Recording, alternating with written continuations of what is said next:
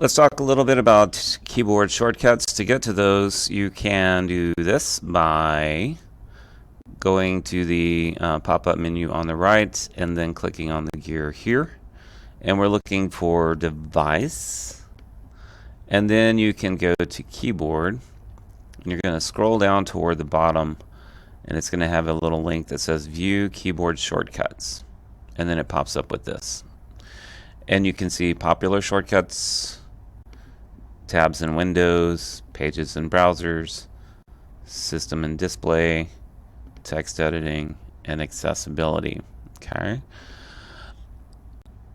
Another way to get to that would be you could also use the search button and type in keyboard right here and look for the shortcuts. So if we type in keyboard, you'll see this little shortcuts link. That's another way to get to it.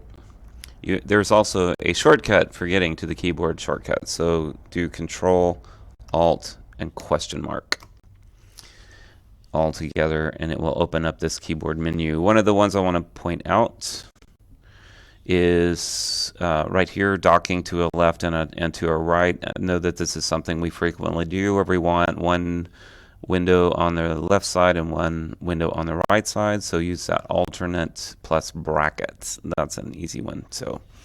But it would be worth your time here also to go through the keyboard shortcuts if you're going to spend a lot of time on the Chromebook, because the keyboard shortcuts make you much more efficient.